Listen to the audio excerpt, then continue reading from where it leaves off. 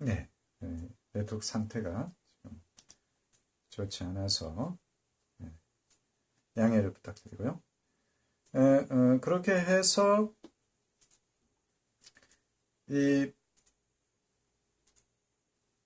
9.19 합의 때에 이제 좀 분위기가 좋았다가 해결의 실마리가 있는 것처럼 보이다가 이제 방포델타 아시아 은행으로 인해서 이제 북한과의 그 갈등, 사실은 불신이 계속 있었는데 그거를 어떻게든 무마시켜서 이제 합의안을 만들었는데 그 불신이 다시 폭발해가지고 믿을 수 없다 미국을 우리가 핵 폐기해가지고 NPT, IAEA 체제로 들어가면 우리는 이거 망할 것 같다. 체제가 붕괴될 것 같다. 이런 생각을 한 것 같죠. 그래서 이제 그 합의가 진행이 안 됐죠.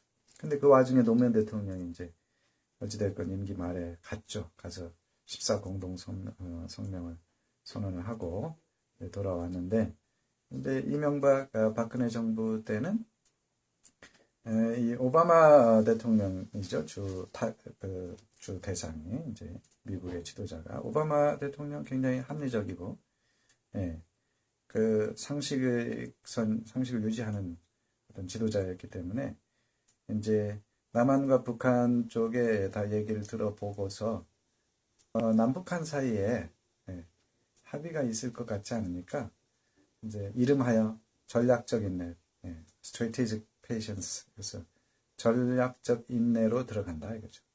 그러니까 실질적으로 북한 문제는 크게 이슈가 되지 못했어요. 왜냐하면 건드려 봐야 해결될 기미가 보이지 않으니까 뭐 둘 중에 하나라도 그 동의를 해야지 나머지 하나를 설득하는데 둘 다 설득하기에는 미국의 실력이 없었거든요. 미국이 뭐 남북한 분단 체제를 유지하는 것이 미국 실력이기에 이익이 됐으면 됐지. 예. 그 도움이 이제 그 미국의 이익을 저해하지는 않는다는 게 기본적으로 상식적으로 그렇게 생각할 수 있잖아요. 예. 우리 입장에서는 좀 슬프고 가슴 아픈 일이에요. 어, 그런데 문제는 뭐냐면 그 사이에 어떤 왜 트럼프 대통령은 북한하고 대화를 시도하고 있느냐. 다른 앞선 대통령들은 실패했기 때문이냐. 그리고 트럼프가 이번에 성공을 시켜서 자기를 돋보이고자 하느냐. 그런 부분도 있을 수 있겠죠. 있을 수 있지만 더 이제 그 기저에 있는 사고를 보면 중국 문제가 크다. 중국이 1978년, 1970년대 닉슨 대통령 때 키신저를 보내가지고 그 미국 대통령 닉슨이 그래서 모택동을 만난 다음에 이제 미중 수교를 하죠. 미중 수교하면서 대만과 관계가 악화됐죠. 왜냐하면 대만이 이제 국제사회에서 중국을 대표하는 나라가 될 수 없고 중공이 이제 리퍼블릭 오브 차이나가 이제 그 세계 무대에서 그 중국을 대표하는 나라로 인정을 받아요. 그게 이제 20세기 역사 중에 큰 역사 중에 하나죠. 뭐 소련이 들어왔다가 나갔다가 이런 부분도 있고 하여튼 중국과 미국 사이의 관계가 그렇게 개선이 되고 1978년대 덩샤오핑이 이제 집권한 이후에 개방 정책을 실시하고 중국이 지금은 어떻게 됐냐? G2가 됐어요. 뭐 great number two nation, number two great nation 이렇게 봐도 되죠. 그러니까 지금 뭐 누구도 부인할 수 없어요. 경제 규모로나 어떤 영향력, 국제사회에서 영향력으로 러시아를 뛰어넘었죠. 일본을 뛰어넘었죠. 그런 상황에서 중국이 시진핑 체제가 들어온 이후에 그전과는 조금 다른 목소리를 내기 시작하죠. 국제사회에서 1대1로라든지 중국어몽, 그래서 중국 차이나 드림, 중국 꿈이라든지 대외적으로 상당히 자신감을 갖고 이제 이 활동을 시작하는데 그 과정에서 미국과 충돌이 시작되는 거죠. 그전에는 뭐 게임이 안 됐으니까 이제 미국의 그 입장을 충분히 존중해주고 그 밑에서 이제 미국이 주도하는 질서를 따라왔는데 지금은 이제 서서히 독립적인 목소리를 내기 시작하는 거죠. 그 부분에 대해서 트럼프 행정부, 트럼프뿐만 아니라 미국 국민이 전부 다 압박을 느끼고 스트레스를 받죠. 그래서 중국을 견제해야 되겠다. 그 부분 중에 하나가 이제 트럼프 행정부가 그 러시아하고 관계를 개선하는 것도 있는 것 같아요. 물론 뭐 이 미국의 국민 어떤 감정이 러시아에 대해서 좋지 않기 때문에 이제 드러내놓고 노골적으로 하기는 어렵고 그동안에 많이 악화됐거든요. 악화된 그 관계를 트럼프 대통령은 집권 전부터 이제 관계 개선을 시도해 왔고 앞으로도 그 관계의 그런 개선 쪽으로 가지 않을까. 대신 트럼프 대통령이 기존의 동맹 국가들이 상당히 찬밥을 다들 한 번씩은 된소리를 맞았어요. 다양한 형태로. 오히려 문재인 대통령은 그 부분에서는 트럼프 대통령이 잘 대해준 대통령이라고 저는 봐요. 아베 뭐 열심히 만났는데 문제만 생기면 미국 방문하고 그러거든요. 근데 뭐 실제적인 어떤 관세 분쟁이나 문제가 생겼을 때는 트럼프 그냥 해버려요. EU의 지도자들도 바로 그 미국 옆에 있는 미국과 멕시코 대통령들도 또는 총리도 트럼프하고 상당히 한 번씩은 이제 뭐 기분 나쁜 일이겠죠. 지도자인데. 그래서 문재인 대통령께서 무슨 인터뷰하다가 트럼프 대통령이 끊고 알았다. 그런 대접 받았다 그러는데 저는 그 맥락에서 이제 그거를 맥락에서 봐도 트럼프 대통령은 이미 충분히 논의가 돼가지고 사전에 정보를 알고 있었고 문재인 대통령이 무슨 얘기할 것인지도 알고 있었고 그런 과정에서 나오는 해프닝이지 그거 가지고 뭐 무시했다 저는 그렇게 보지 않아요. 저는 그 부분에서 왜 트럼프 대통령이 사실은 문재인 대통령하고 노선이 많이 다르죠. 근데 존중해줘요. 문재인 대통령 특사 처음 4.27 판문점 선언하고 나서 미국 가서 특사 보냈잖아요. 근데 트럼프 대통령이 아주 예외적으로 놀랍게도 그날 정의용 실장에게 직접 한번 발표해봐라. 그것도 백악관 앞에서 발표를 한 거예요. 예. 그냥 문재인 대통령이 마음에 안 들고 저 사람은 신뢰할 수 없다 이러면은 절대 그렇게 못하죠. 트럼프 대통령은 제가 보기에는 그런 어떤 머릿속에 대중국 전략, 큰 틀 안에서 중국을 견제하는 틀 안에서 한반도 문제, 북한 문제를 해결해야 되겠다는 어떤 이 내적인 굳은 결심이 있어 보여요. 그렇지 않고서야 이렇게 북한이 계속 이제 어떤 문제가 생기면 거기에 반발하고, 죄송합니다. 뭐 깝죽거렸다 이게 하는 거는 제가 좀 표현하고 싶지 않은 표현인데, 갑자기, 취소하고요.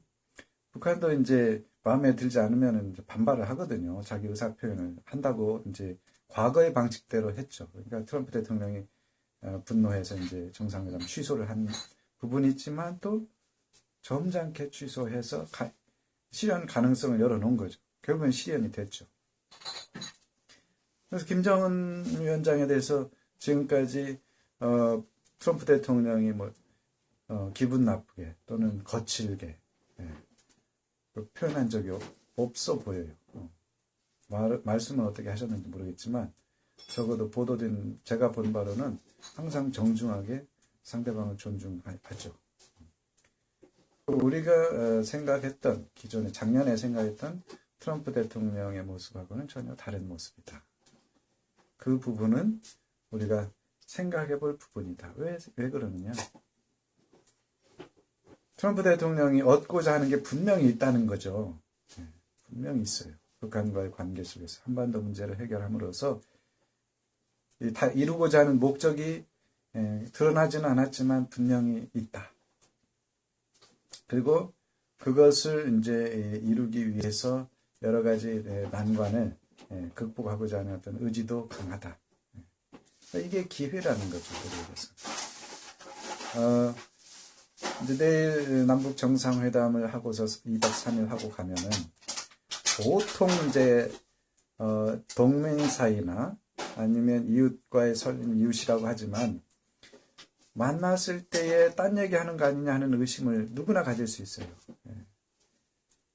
그러니까 나한테는 내가 예를 들어서 트럼프 대통령에게 이제 이번에 평양을 방문하는데 우리의 의제는 어떤 부분이고 어떤 분을 다루고자 하고 해결해 보고자 하는 계획을 갖고 있다고 통보를 해 주겠죠. 동맹이니까 그건 당연히 통보를 해 주죠. 그래서 이제 평양을 방문하는데 미국 입장에서는 그 부분은 당연히 이제 이해하지만 남한과 북한 사이에 이제 미국을 배제한 채 어떤 별도의 합의나 별도의 그 논의를 해서 그 엉뚱한 방향으로 이제 이 현재 진행되고 있는 협상 테이블을 이끌어가지 않을까 하는 우려를 갖고 있을 수 있죠. 특히 지금 문재인 대통령이 북한에게 이제 이 핵폐기 또는 비핵화를 촉진시키기 위해서는 남북 간 긴장 완화가 굉장히 중요한 문제다. 그래서 실질적인 긴장 완화 조치를 서로 해보자. 이렇게 해서 이제 DMZ 내 EP 철수하고 JSA 그 비무장화 그리고 이제 평화수역 문제를 논의하다가 평화수역은 이제 NLL 문제로 국경선을 볼 거냐 거기에 대한 이견 때문에 이제 중단됐지만 이 부분을 이제 논의해서 남북 사이에 어떤 신뢰 구축 또는 긴장 완화 조치들을 취하고 있어요. 그리고 문 대통령은 제가 보기에는 그것이 김정은과 그 지도부 북한 어떤 지도부가 그 부분에서 적어도 이제 안심을 할 수 있어서 북한과 미국과 협상을 할 때에 조금 더 신뢰할 수 있지 않을까 이런 기대를 줄 수 있다고 생각해요. 그리고 또 한 가지 이번 평양 방문할 때 이제 경제인을 대동하고 갔는데 뭐 한편에서는 너무 이른 거 아니냐 지금 대북 제재 조치가 유지되고 있는데 이 경협 수준으로 경제 협상단 수준으로 이렇게 데리고 가는 것은 오해를 사지 않을까 이렇게 문제 제기하는데 문제 제기가 적절하고 미국에서도 그 부분에 대해서 오해를 할 수 있어요. 그리고 중국 쪽에서 우려를 하고 있어요. 또 우리가 이제 중국은 잘 생각을 하지 않는데 중국 쪽에서 우려해요. 왜 우려하느냐? 지금 이제 북한이 핵 폐기 절차 또는 이제 핵 비핵화에 대하여서 남북 회담, 남북 정상, 또 북미 정상회담을 했어요. 그 정도만 해도 엄청난 이제 의지를 보여준 거거든요. 그 말은 이제 언젠가는 이 김정은 체제 하에서는 언젠가는 북한이 비핵화가 되고 개혁 개방이 시작된다. 이 부분이에요. 그거는 저는 확신해요. 뭐 그냥 믿는 거죠. 믿는데 이제 북한이 개혁 개방을 했을 때 북한에서 이제 나오는 어떤 파이가 적어도 2,550만 명의 인구뿐만 아니라 이제 지하자원 여러 가지 조건들 경제발전 과정에서 얻을 소득들이 있어요. 그래서 그 부분들에 대해서 이해관계 당사자들은 굉장히 초미의 관심사죠.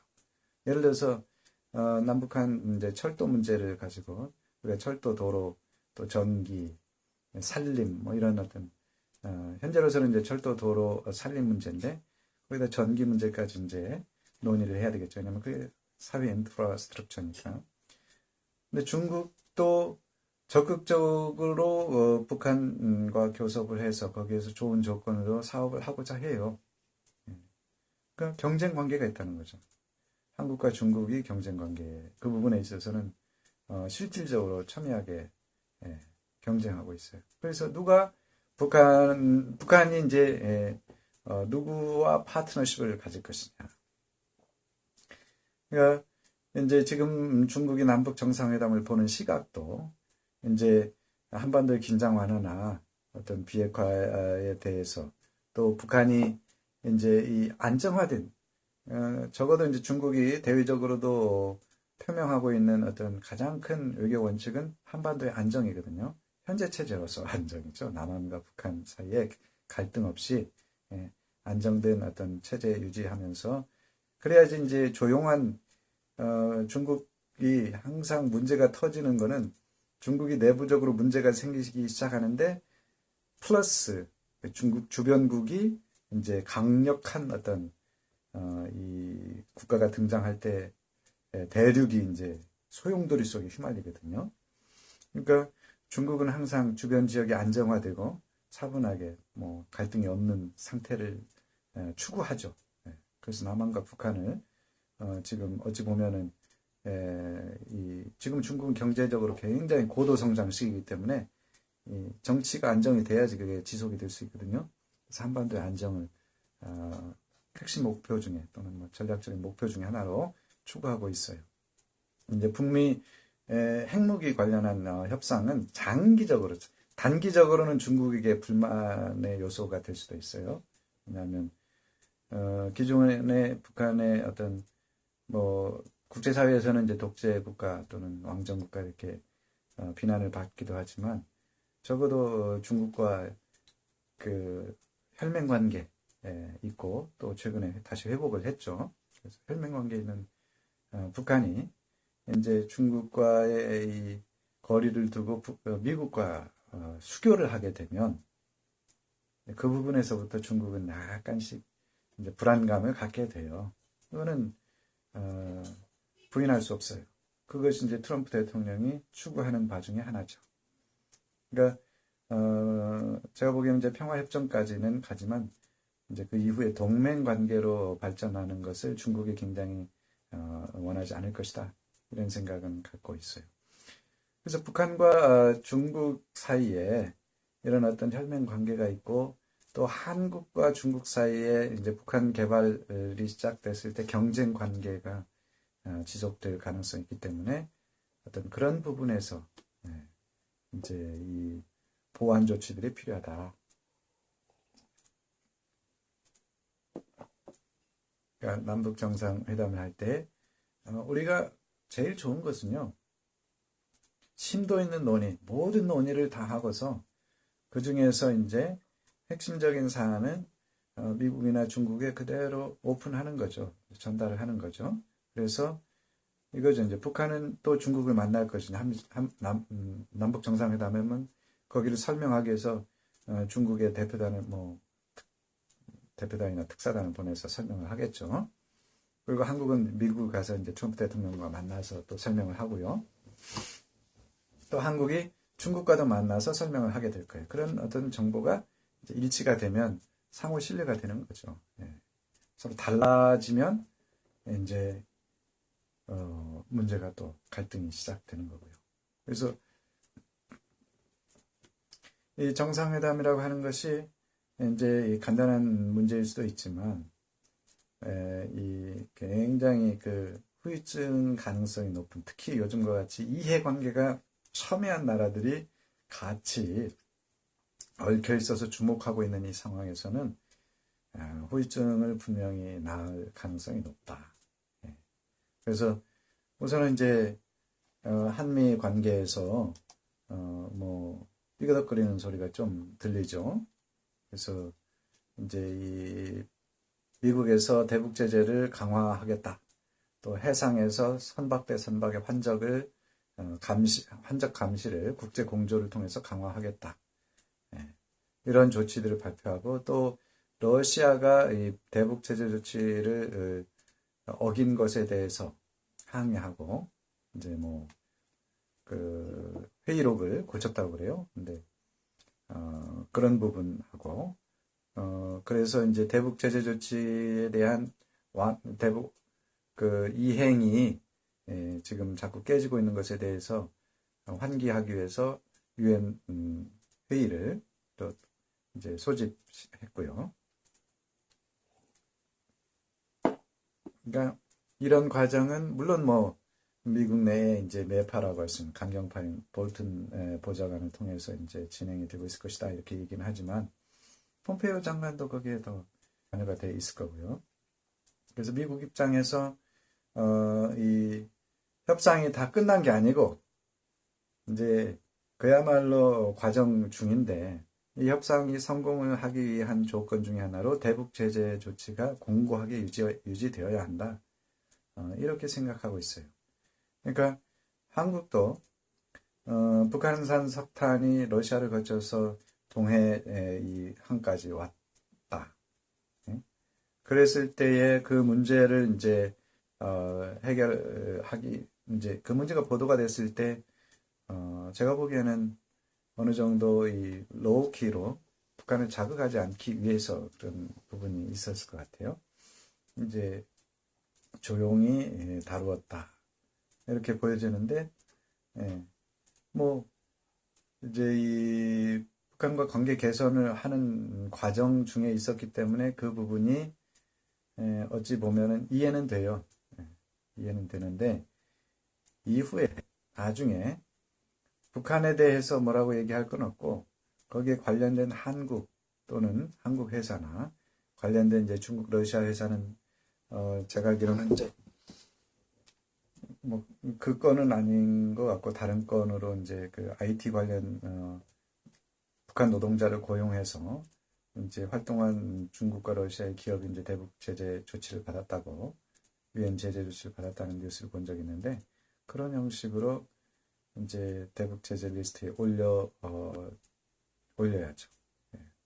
그럼 뭐 그래야지 미국과의 관계에서 지금 수준에서는 그렇다는 거죠. 왜냐하면 서로 지금은 신뢰 관계를 깨는 것에 대해서 굉장히 조심스러워야 된다 이거죠.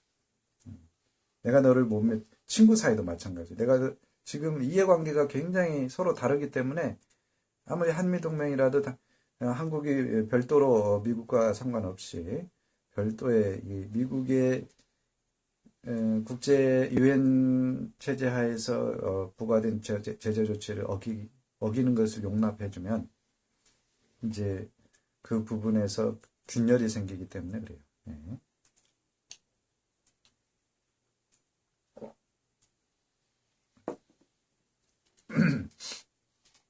그래서 이제 어제 보니까 VOA, Voice of America가 요즘에 한국 언론에 몇 번 나타났죠.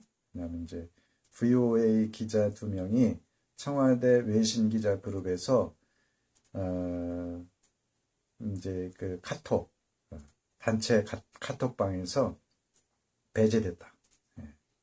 그래서 이제 그것을 보수 언론 쪽에서는 이제 VOA가 보도한 이제 그 부분에 대해서 이 청와대 측에서 보복성으로 또는 불만을 표시하기 위해서 기자들을 퇴출시킨 거다.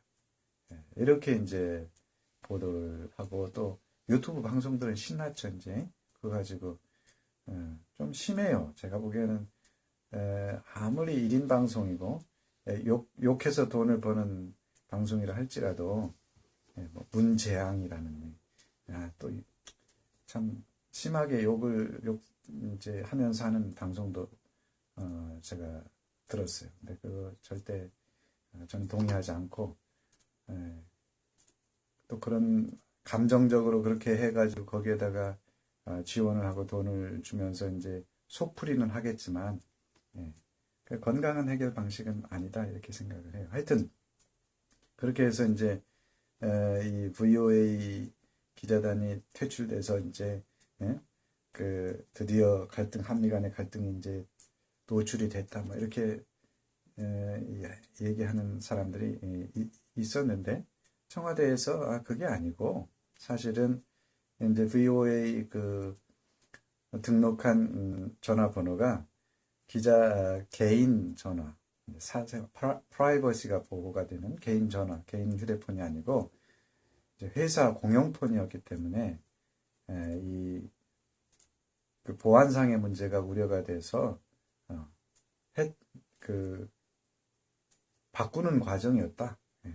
그 나중에 다시 VOA 그 기자들 그 카톡방에 들어와 있다. 이렇게 이제 보도하는 그 기사를 봤거든요. 그러니까 우리가 뭐 일희일비할 필요 없긴 하지만 이제 간혹 가다가는 이제 그 거기에서 얘기하는 오해의 가능성이 있는 행동들이 이제 발생을 하죠. 우리 중편 방송, 이렇게 중도 중립 편파 방송은 여유 있죠. 확인해 보는 거예요. 처음 보도가 나왔을 때 이게 그 괘씸해서 퇴출시켰다. 이게 아니고 뭔가 또 사정이 있을 수 있으니까 청와대 확인해 보든지 청와대 기사가 나올 때까지 기다려 보든지 그래서 확인된 다음에 자기 의견을 갖는 것이 건강한 의견, 중편, 중도 중립적인 입장이죠. 그래서 이제 예를 들어서 이런 부분도 있어요. 그렇게 돼서 VOA 관련돼서 이제 방송을 해서 열심히 또 청와대를 까고 대통령을 비난했던 사람들이 이후에 이제 그 진실을 이제 사실 관계를 보도한 청와대 그 후속 보도를 얘기했느냐? 저는 이제 모르겠어요. 했는지 안 했는지. 근데 과연 했을까요? 제가 보기에는 안 했을 것 같은데 거기에 대해서는 제가 안 들어봤으니까 잘 모르겠어요. 그리고 얘기를 했다면 사과를 해야죠. 그런 부분에 대해서. 왜냐하면 어느 젊은 이제 굉장히 그 유망한 정치인이 9.13 부동산 대책에 대해서 경쟁적으로 그 기사를 송고하는 어떤 분위기 속에서 어떤 기사를 보고서 이제 페이스북에다가 자기 의견을 쫙 내세웠어요. 근데 조금 있다 보니까 실제로 이제 발표한 걸 보니까 그게 아니었어요. 그래가지고 자기 페이스북을 바로 이제 내리고 오보에 기초한 이제 자기 의견이었기 때문에 페이스북을 내리고 고쳐서 올렸어요. 근데 그 내용을 또 누가 사람 참 속일 수 없어요. 누군가 지켜보고 그걸 또 딱 캡처 해가지고 얘기하는 분들이 있더라고요. 또 기사로 보도하는 분들이 있더라고요. 그럼 그 다음에 그 정치인은 참 젊은데 저는 마음에 들어요. 오보에 기초해서 이제 작성했기 때문에 고쳤다는 내용을 얘기하더라고요. 그렇게 정직하게 하면 되는 거예요.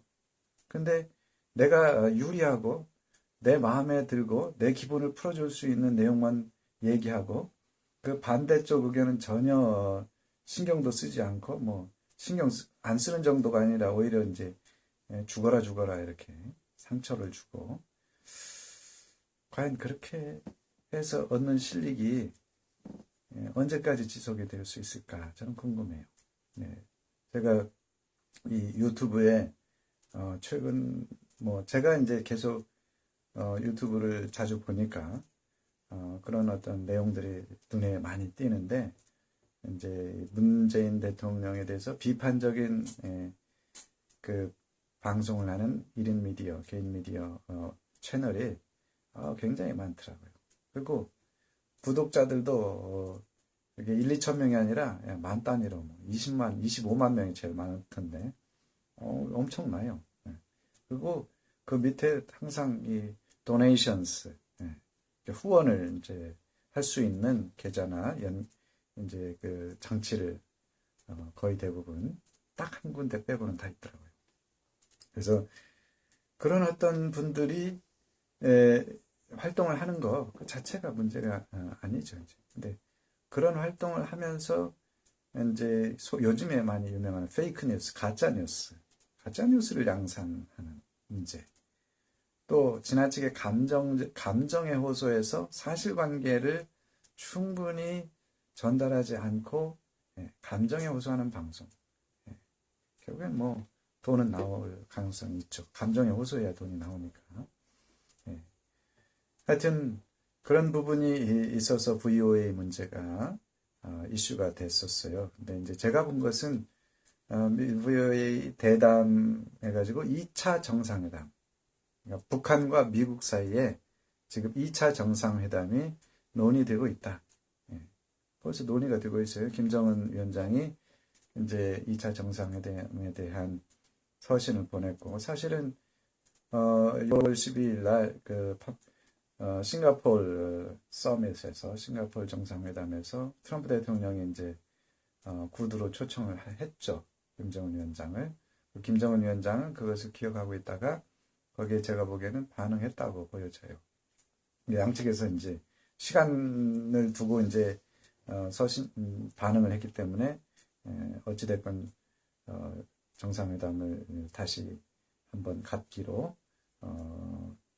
이제 암묵적으로 생각을 하고 지금 진행 중인 것으로 보여요. 근데 거기에 대해서 VOA에 나오는 두 패널이 전직 군인들이더라고요. 대령인데 뭐 이제 군인 출신들이면 이제 그쪽 의견이 강하죠. 이제 안보 관련된 또는 이제 국방 관련된 의견이겠죠. 그래서 비핵화 진전된 결과가 있어야지 북미 정상회담이 실현될 것이다. 현재와 같은 수준으로서는 그 정상회담 만나는 것 자체는 뭐 엄청난 이제 역효과가 나는 거고, 만났을 때 사람들이 이제 거의 비핵화 단계가 끝나는 수준까지 돼야 되지 않을까. 그 비핵화 진전된 결과가 있어야 되고, 그러기 위해서는 사전 준비 작업에서 충분히 합의가 있어야 된다. 만나가지고 합의합시다. 이게 아니고 사전에 충분히 합의해서 만나서는 그냥 서명만 하는 거죠. 미국 대통령이 바쁘신 분인데 전 세계 질서를 유지하고, 그래서 그런 부분을 언급을 하고, 현재로서 이제 문제가 되는 건 과연 비핵화가 뭐냐 하는 거예요. 정의 자체가 지금 서로 깔끔하지 않다, 클린하지 않다는 거죠. 그러니까 complete denuclearization, complete denuke라고 하는 이것이 북한 입장하고 미국 입장하고 서로 다르다. 개념 정의가 안 돼 있다. 그래서 개념 정의가 필요하다. 그리고 이분의 제안은 이제 핵 프로그램의 해체, 그러니까 핵무기, 핵시설, 핵물질, 이렇게 세 가지. 핵무기, 핵물질, 핵시설. 이게 이제 해체되어야 한다. 그 다음에 이제 뭐 단계적인 절차와 행동이 있어야 되고 진정성이 검증되어야 되는데, 한 가지 스티브 비건 대표가 임명이 돼서 그동안에 이제 폼페이오 장관이 하던 일을 이제 대북협상 대표가 실질적인 실무적인 차원에서 진행을 하게 돼서 조금 더 전문화되고 구체화될 것이다라는 예측은 하더라고요. 대신에 이제 불법 환적하는 이제 이 문제, 그 대북 제재 조치를 와해시키는 이런 행동에 대해서는 엄격하게 관리를 해야 된다. 그래서 이제 적어도 현재로서는 군사동맹으로서 한미 관계는 공고한데 정치나 외교적인 측면에서는 조금씩 균열이 보인다, 이렇게 얘기하더라고요. 그래서 그 간극을 메꾸는 방법은 이제 남북 관계가 북한과 미국 간에, 미국과 북한 사이에 비핵화 대화와 어느 정도 보조를 맞추어서 가야 된다. 일방적으로 앞서가거나 그래서는 안 된다, 이렇게 얘기하는 거죠. 특히 이제 경협 활동이 가시화되면, 지나치게 이제 앞서가면 미국으로서는 묵과할 수 없는 그런 부분이 있어서 우려가 된다, 이렇게 얘기를 하더라고요. 그래서 미국 측 입장이죠. 지금 현재 실질적으로 보여주고 있는 미국 측 입장이 잘 표현되어 있어요. 그러니까 정상회담에서 남한과 북한 지도자가 만났을 때에 이제 결국에는 북미 비핵화 협상을 성공시키기 위해서 이제 북한과 미국 사이 간극, 서로 주고받는 것이 균형을 맞출 수 있어야 되는데, 서로가 균형을 맞출 수 없다는 그런 어떤 생각이 있다면 그 간극을 좁히는데 문재인 대통령이 남한 측 입장, 중재자적인 입장에서 미국과 북한을 이제 북한에게 다양한 어떤 제안을 해볼 필요가 있다는 거죠. 한두 가지가 아니라 양측에서도 들어보고 북한과 미국으로부터 들어봐 가지고 그걸 또 종합해서 미국과 북한이 서로가 받아들일 수 있는 수준의 제안을 내놓을 필요가 있다. 이런 거죠. 종전선언에 이제 그 우회로를 찾고 있는 어떤 부분. 근데 이제 지금 현재 청와대가 갖고 있는 비핵화 중재안이나 재래식 군비 축소, 재래식 군축이 핵전쟁을 방지할 것이다.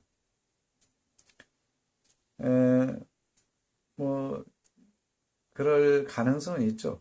근데 그 효과는 얼마나 클 것이냐. 제가 보기에는 뭐 손바닥 뒤집기다. 얼마든지 그 철수하거나 뭐 없앤다고 해도 서로 협상이 깨지면 금방 원위치 될 수가 있다. 그보다 더 큰 본질적인 문제, 근본적인 문제를 직접 이제 거론하면서 논의를 시작하는 게 훨씬 더 생산적일 것이다. 우리가 지금 아직은 계속 변두리, 변죽만 올린다 그러죠. 변두리만 지금 치고 있는데 그렇게 하다가는 세워라 내워라 하면서 지금 문재인 대통령 지지율도 계속 떨어지는 이유가 사실은 6.13 지방선거는요. 우리 홍준표 대표도 이제 고백했듯이 그 평화 이슈, 한반도 평화 이슈가 집어삼킨 거예요. 오죽하면 구미시, 우리 박정희 전 대통령께서 고향으로 두고 있는 구미시에서 시장이 민주당, 여당에서 나올 수 있겠어요. 그거는 어떤 방식으로 설명해도 설명이 안 된다고 저는 보여져요. 그것은 우리 국민의 어떤 평화에 대한 열망이 반영이 됐거든요. 근데 그 이후에 6월 10일 날 트럼프 김정은 회담 이후에 지금 평화체제 관련된 또는 비핵화 관련된 그 진도가 안 나가요. 그러니까 진도가 안 나가는 만큼 문재인 대통령은 지지율이 이제 떨어진다. 지지율이 떨어지고 이제 2020년에 선거 내후년이죠. 국회의원 선거가 이제 그때까지 어떤 변화가 없으면 뭐 제가 보기에는 민주당은 그 후폭풍이나 후유증, 평화체제 사기쳤다 이렇게 얘기하기 쉽잖아요. 국민들을 뭐 이미 다 될 것처럼 얘기해놓고 이제 그런 어떤 위험 부담을 안고 정치인이기 때문에 이제 가기는 해요. 가기는 하기 때문에 이제 현재 내일부터 가서 이제 김정은 위원장과 만나고 실무적인 차원에서 논의를 하고 그러더라도 본질에 집중을 하셨으면 좋겠다. 지금 가는 이 방문이 역사적인 거 아니에요. 2000년도, 2007년도 이미 두 지도자가 평양을 방문한 적이 있고 올해만 해도 벌써 세 번째 만나는 이제 회담인데 여기에 큰 어떤 역사적인 의미를 부여할 어떤 동기도 없어요. 그러니까 유일한 어떤 또는 실질적인 동기는 지금 교착 상태에 있고 한반도 평화라고 하는 핵심 이슈를 충족시키기 위해서 북한의 비핵화와 미국의 체제 보장안이 균형을 맞추어서 그 제시가 되고 해결책을 찾고 하는 과정의 일환으로서 남북 정상회담이 돼야지 이게 자칫해서 언론쇼, 방송쇼가 되고 겉으로 보여지기에 북한 입장에서는 이제 또 문재인 대통령이 처음은 아니지만 지난번에 이제 판문각에 한번 가긴 하셨지만 이번에 다시 이제 그 어떤 공식적인 실무적이 아니고 공식적인 방문으로 보고서 크게 행사를 할 가능성이 있는데 오히려 역효과가 더 커질 것이다. 크면 큰 만큼 역효과는 더 커질 것이다. 그러니까 한마디로 쇼하러 갔네 이렇게 이제 얘기할 가능성이 높은 거죠. 실질적인 이 제한이 없는 상태에서 돌아오게 되면 그렇다는 거예요. 뭐 정말 미국도 만족할 만하고 북한도 만족할 만한 어떤 제한이 있어서 그 부분이 이제 합의가 되고 돌아오시면 제가 보기에는 뭐 어떤 큰 행사나 어떤 외적인 일종의 이제 쇼 비슷한 그런 감동이나 감정적인 어떤 변화를 이끌어낼 행사를 할 수도 있기 때문에 그런 행사를 참석을 해서 참석을 했는데 실질적인 제안이나 이제 합의안이 없이 돌아왔다. 제가 보기에는 굉장히 압박이 클 것이다. 저 같아도 그렇게 비판적인 입장을 가질 수밖에 없죠. 그러니까 북한과 미국 사이의 핵심 이슈를 해결하는데 모든 시간을 다 써도 부족하다. 그래서 그런 부분에 염두를 해 주셨으면 좋겠다. 미국 입장도 마찬가지예요. 미국도 지금 이제 주변 이슈를 가지고서 그 북한에 가서 남한 지도자가 북한에 가서 만나고 그러면 미국 입장에서 오해할 가능성이 많아요. 여러 가지. 벌써부터 이제 공조의 균열이 생기고 있지 않는가.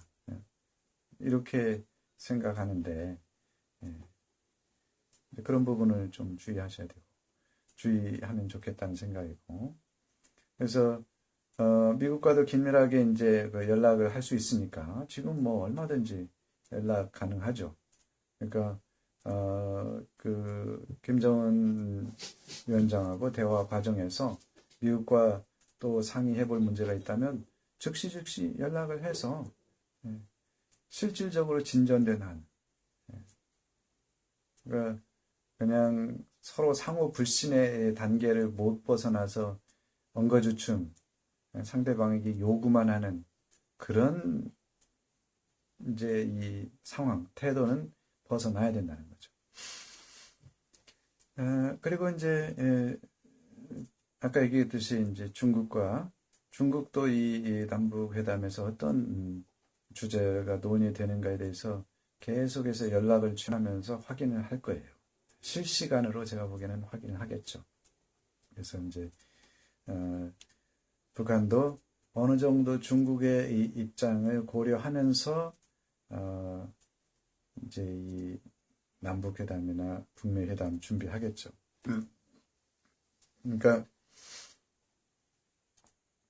상호 신뢰가 깨지는 이유 중에 하나는 나 빼고 쟤들이 만났는데 다른 사람들이 만났는데 이해관계 당사자가 만났는데 저 사람들이 꿍꿍이 속이 있네 이런 생각을 가질 때부터 벌써 끝날 것이다. 이게 어려워질 것이다. 이런 생각을 해봐요. 그러니까 그런 어떤 신뢰가 깨지면 결국에는 협상을 해서 협상안이 나와도 집행하기가 어렵고 집행 과정에서 또 문제가 생기고 아주 향후에 이 복잡한 문제들이 산적히 켜켜이 쌓이게 될 것이다. 그런 부분을 어떻게 이제 해소할 것이냐.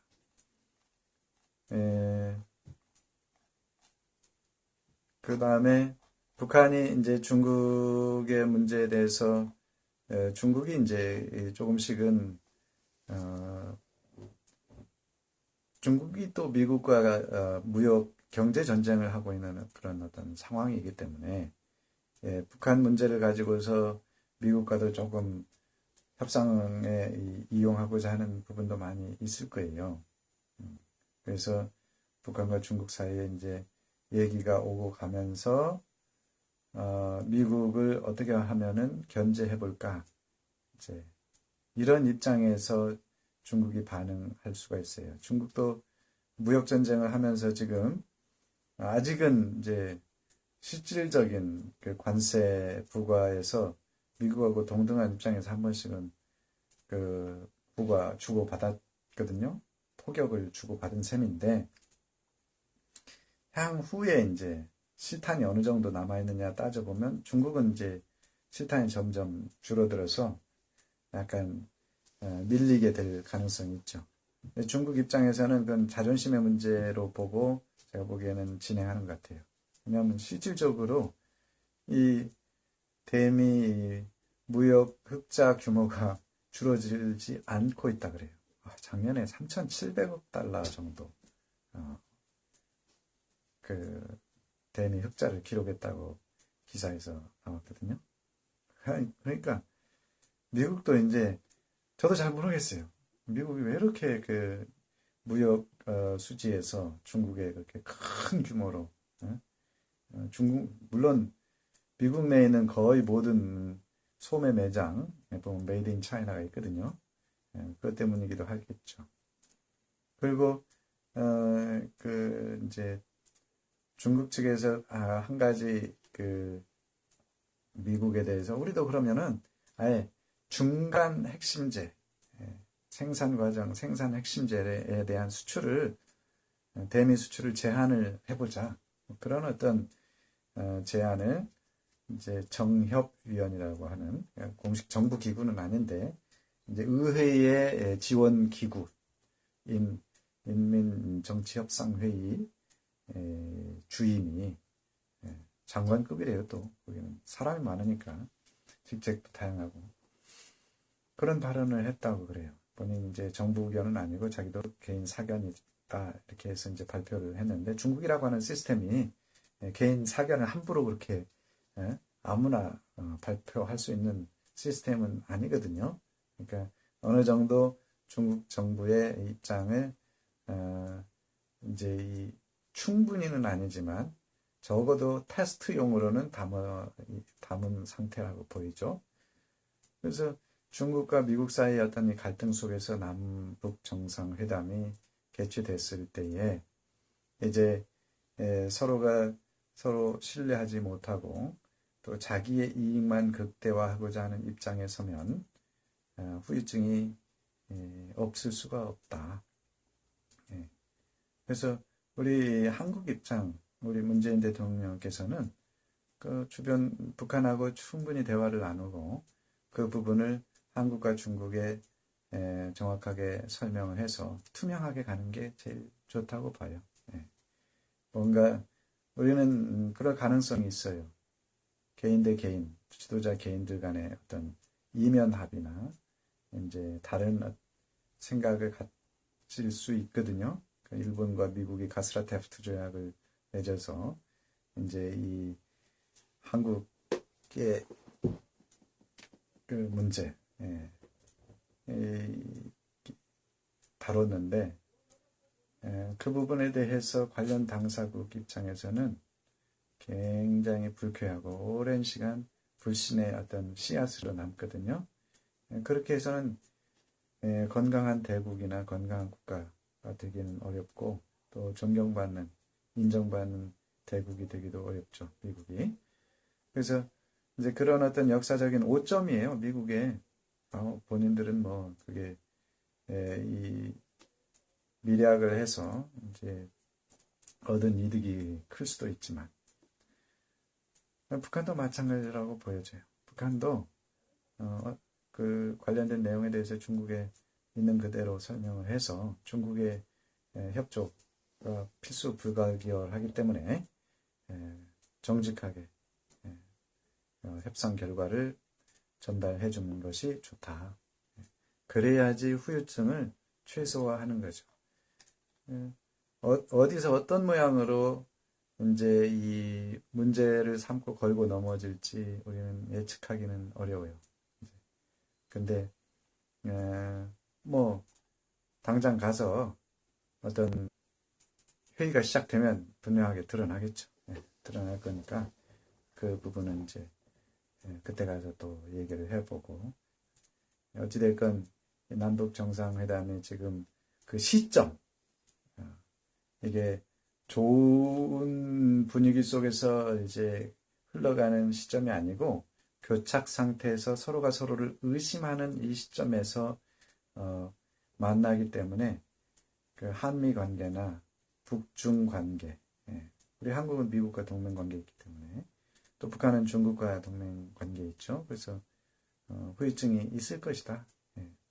그리고 그거는 없을 수가 없는 것이 서로 이해관계가 다르고 특히 이제 한국과 중국과의 경쟁 관계도 있거든요. 북한을 두고서 경제 개발 시기가 도래하면 북한이 과연 누구를 파트너로 삼을 것인가. 일본은 이제 독일의 사례를 최우선적으로 검토했어요. 왜냐하면 영국이나 이제 스페인, 프랑스, 네덜란드와 같이 이제 선진국들은 시민 사회가 이제 시민 세력이 이 주도적으로 경제 개발 과정에서 이 부를 쌓고 사회를 이끌어가는데 이제 독일은 거기에 비하면 후발 국가였기 때문에 국가 주도형 개발을 해요. 국가가 주도적으로 개입을 해가지고 추진을 하죠. 일본이 결국에는 이제 해답을 독일에서 찾고 독일의 사례를 면밀히 벤치마킹해서 실행에 옮기고 또 한국은 일본의 사례를 이제 물론 독일도 검토하지만 일본과 더 여러 가지 면에서 유사하기 때문에 일본의 사례를 검토해서 진행을 했고 중국은 또 그 전체 사례를 다 검토하되 최근래가 이제 또 한국이니까 한국의 이 경제 개발 모델을 적극적으로 차용해서 중국 발전을 이루고 그런 어떤 상황 속에 있어요. 이제 북한이 다음 차례는 어떻게 되느냐. 한국은 경제개발 시작할 때 박정희 대통령이 일본과 수교하면서 실질적으로는 이제 일본과 협력을 많이 하고 일본 사례를 많이 연구해서 또 적용을 하고 그래서 일본을 파트너로 삼아서 이제 경제 개발을 하고 우리가 경제적으로 봐도 일본에게 이제 흑자 대일 적자가 크죠. 그러니까 대부분 또 생산 기계 생산을 위한 어떤 정밀 산업이나 기계 산업이 일본이 발전했기 때문에 우리가 그 부분을 지금 아직 못 따라잡고 있어요. 그래서 그런 어떤 분야에서 일본과 굉장히 협력을 많이 하고 또 그것으로 인해서 이제 우리 뭐 일본과는 가깝고도 먼 이웃이다 이렇게 또 여겨지고 있죠. 중국은 이제 한국의 사례를 보고서 일본을 파트너로 삼는 것은 장기적으로는 국민 감정이나 이게 중국의 이 어떤 경제 발전을 위해서 바람직하지 않다는 결론하에 독일을 파트너로 삼았다고 그래요. 그래서 독일과의 경제 협력에 최우선적인 우선순위를 두어서 독일을 지원했고 또 독일도 거기에 맞춰서 중국에 반응을 많이 했어요. 그리고 독일이 통일 이후에 한동안 유럽의 병자라고 굉장히 이제 불경기나 어려움에 시달렸는데 2000년도 이후, 특히 2005년도 이후로 독일 경제가 굉장히 이제 살아나는데 중국이 본격적으로 소비력이 생기고 구매력이 생겨서 이제 독일 제품에 대한 선호도가 높죠. 독일이 아무래도 메이드 인 저머니 하면은 또 알아주는 것들이 차부터 해서 많잖아요. 그래서 독일 파트너로 삼았어요. 이번에 이제 북한이 개혁 개방을 할 때 과연 한국이냐, 중국이냐, 독일이냐, 일본이냐 어느 나라를 주 파트너로 삼을지 결정이 안 돼 있어요. 그러니까 서로 경쟁하는 관계인데 이번에 대통령 방문단에 경제인이 포함된 것은 그런 면이 많이 고려됐다고 저는 판단을 해요. 지금 가서 실질적인 경제 협력을 논의하기에는 시기상조죠.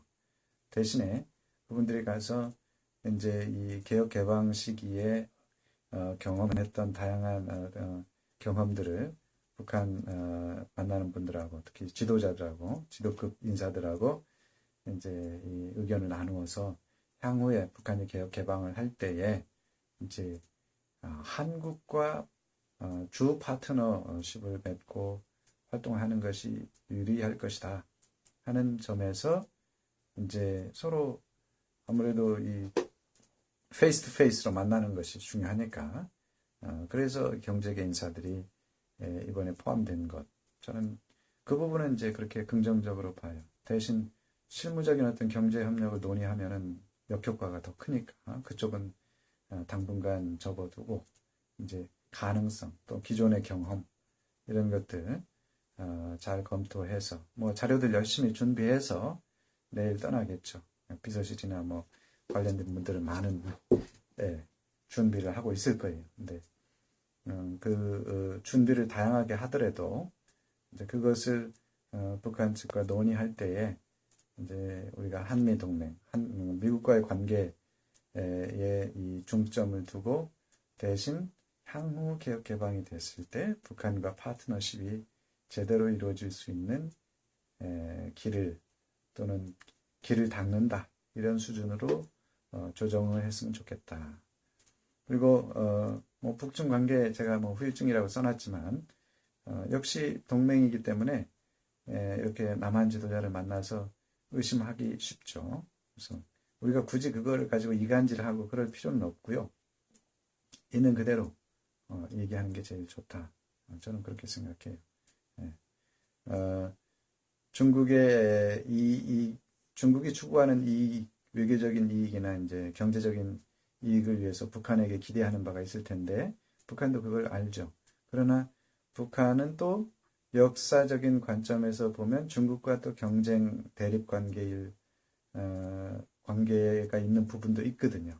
그래서 물론 군사적으로는 혈맹 관계이지만 이제 향후 개혁 개방이 많이 진행이 되면 중국과도 경쟁하는 경쟁 관계가 돼요. 그거는 뭐 불가피하거든요. 우리가 일본하고 경쟁하듯이 또는 중국하고 경쟁하듯이 그런 경쟁 관계가 되는데 그 과정에서 북한이 예를 들어서 철도 사업을 시작했을 때에 한국하고 손을 잡고 할 것이냐, 중국하고 손을 잡고 할 것이냐. 중국은 1대1로를 부산까지 연결하고 싶어 한다. 이렇게 얘기하는데, 실질적으로 이제 KTX나 이런 어떤 고속철도 사업 같은 경우는 서울에서부터 이제 신호주 단동까지 이어주면 되거든요. 그러니까, 그런 면에서 한국과 중국 사이에 북한이 끼어 있는 부분도 있어요. 그러니까, 다양한 측면에서 이번 남북 정상회담이 여러 변수들을 충분히 고려해서 최선의 우리가 뭐 최상의 대안을 찾아내서 합의하면 제일 좋겠죠. 근데 적어도 최악이나 차악이나 예측할 수 있는 이 가장 최악의 시나리오, 차악의 시나리오 이쪽은 피해야 된다는 거예요. 반드시. 후유증은 없을 수가 없는데 후유증을 최소화하기 위한 어떤 조치들, 생각들을 갖고 내일 만났으면 좋겠어요.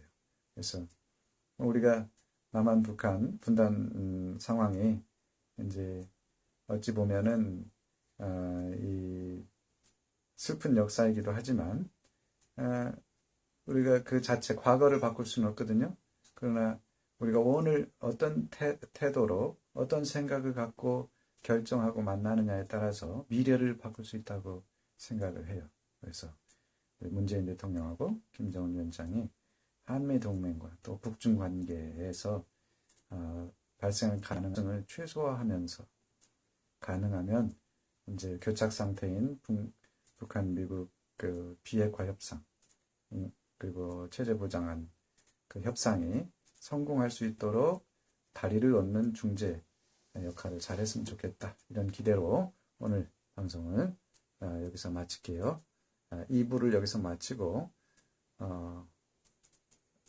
조금 이후에 할 수도 있고 밤에 할 수도 있고 그거는 공지사항을 통해서 안내를 드리도록 할게요.